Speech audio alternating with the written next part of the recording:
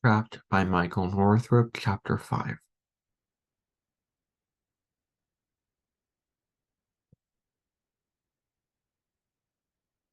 An hour in, we were leaning over the metal framework of the chassis. Jason had the circular grinder, and we were all wearing safety goggles. They were uncomfortable, and wearing them might seem like a lame thing to do with no teacher around, but I sort of like having a matching set of eyes. I just enjoy the whole being able to see and not being deformed thing. There was a kid here last year with a messed up eye. Now he was in juvie. It was a whole big thing. Anyway, I was leaning in and waiting for the moment when Jason would go too far, grinding off the rust and old paint, and would put a hole in the tubing, so then I could call him a moron again. But before he did, we heard this clacking, banging sound that had nothing to do with the metal tubing or the circular grinder or anything else we were doing. Someone was at the door, rattling the handle. Jason stopped grinding, and we all shifted the goggles up onto our foreheads.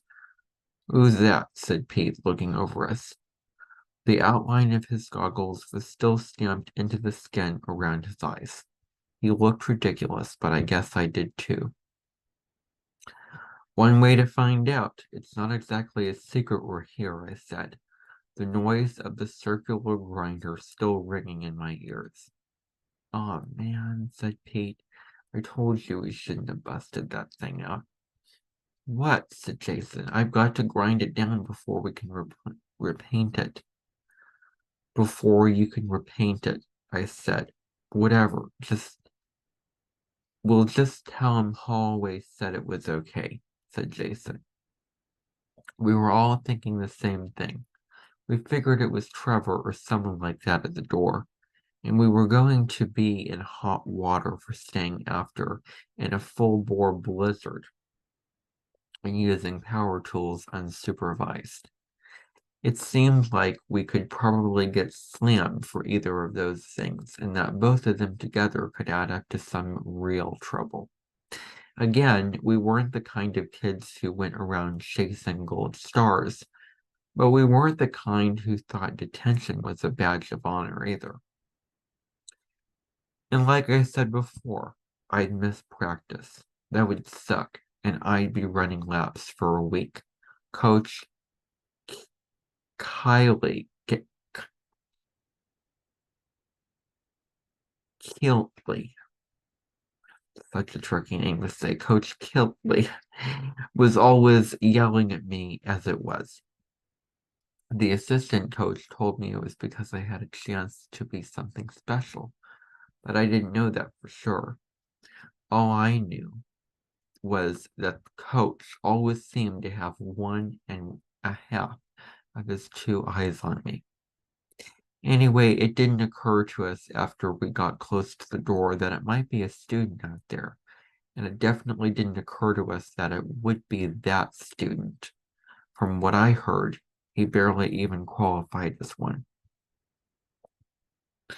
As we got closer to the door, the banging picked up. Whoever was out there was practically shaking the door of its hinges. "Calm down," I said. "Just chill." Pete got to the door first. "Oh crap," he whispered back to us. "It's Les Goddard." Les Goddard was bad news. Like, seriously, his full name was Leslie, apparently. Somewhere in this world, I guess, that's a guy's name. But this wasn't that place. Maybe that's why he was such a thug. He is the kind of guy you just sort of assume is armed in some way. Maybe not with a gun or anything fully criminal like that, but with something improvised, something that a truly mean dude would find and keep, like a box cutter or a razor blade or just a hunk of metal. Once he saw us, the door went still. and we heard him from the hallway. "Open up, ladies," it came through the thick door at the volume of normal speech. But we knew it hadn't started out that way.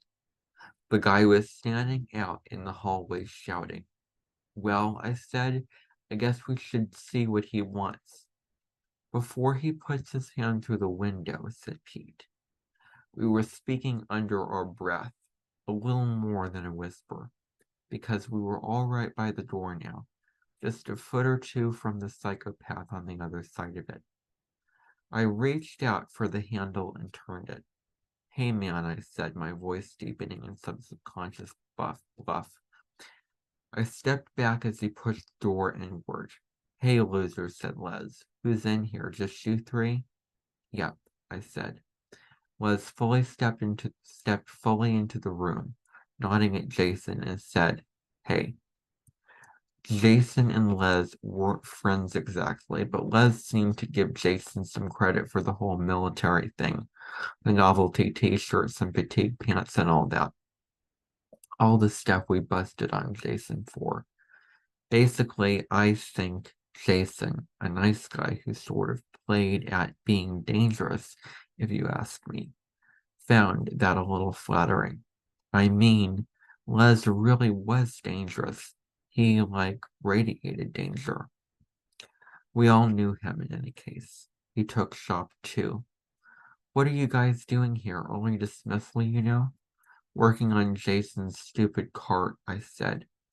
I gestured toward the back of the room where little bits of paint and rust still hung in the air.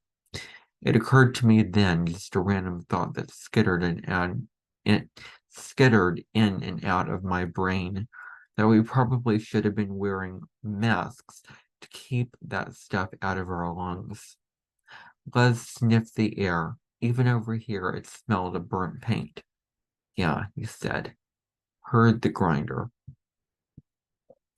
"What are you still doing here?" said Pete. He sounded friendly, almost casual. I'm sure he had to work hard to get the tone right, but the tone turned out not to matter. Up to this point, Les had been almost friendly to us, but that wasn't his style, and he seemed to remember that now. He answered the question with a grunt and a shrug. When his shoulders came back down, nice Les was gone, and we were once again looking at the only sophomore the seniors were legitimately scared of. This was a guy who, according to one story, had been suspended for throwing a chair through a window in second grade. Who does something like that in second grade? Who's that frickin' strong? The most trouble I got in at that age involved rubber cement. Something about Pete's question had triggered the change in Les. I was thinking, what's wrong with asking, "What are you still doing here?" And then it occurred to me, and I had to try hard not to laugh out loud. I probably would have been knocked out if I had, but it really was funny. He wouldn't come right out and say it. It's not the kind of thing you'd admit, but the reason he was still here was that he'd gone to detention, even though there was none after early dismissal. I mean, of course there wasn't. There weren't no late buses. He'd probably been going for a week and had gone again out of sheer force of habit.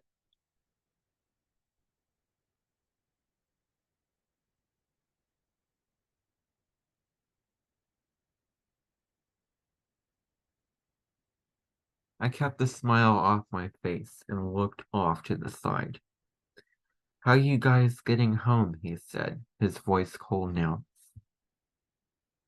Long story short, he was looking for a ride. The main problem, apart from the fact that Les was a psycho and none of us exactly wanted to cram in next to him for a long, slow ride through a storm that seemed to get worse every minute, was that Les lived in Soudly. That was the long haul, and Jason told him as politely and delicately as possible. that there was just no freaking way. If it had been Pete or me, Les might have killed the messenger, but he accepted it from Jason with nothing more than a few F-bombs. And really, what could he do? It was all true. We lived where we lived, and he lived where he lived, and man, it was really coming down out there. You might, I began, I was wanting back the conversation because I was a little scared of Les. I'll admit that. But I also wanted him gone. And there was one other thing that was true. There were three of us, and there was one of him. You might want to go ask Giselle. He's over by the gym or something. Trevor says he's in charge of all that stuff, coordinating the rides or whatever. Yeah, said Liz. Yeah, I said. He might be able to hook you up. We were all quiet for a few moments. Liz was standing there thinking. I shifted my weight from one foot to the other. This blows, he said, and left. We listened to the footsteps fade away down the hallway, and then I reached out and swung the door closed. Total psycho, said Pete. Yep, I said. It was like you could feel the atmosphere in the room returning to normal, like in a movie after they seal the airlock. He's right through. It's time to get out of here. Wow, said Jason, looking out the window. It was just white out there. It looked like a thick fog, but he knew it wasn't. That is not good, I said. There was a little shuffling around as Pete and Jason checked their cells. Still nothing. Pete's text was still in the unsent pending folder, along with a second one from him and a new one from me to my mom. Think your dad might show up early anyway, said Pete. Yeah, said Jason. Can't imagine they're doing much work on all this. Maybe we should get over there, I said, in case he shows up. Yeah, said Jason, in case he shows up early. In case he shows up at all.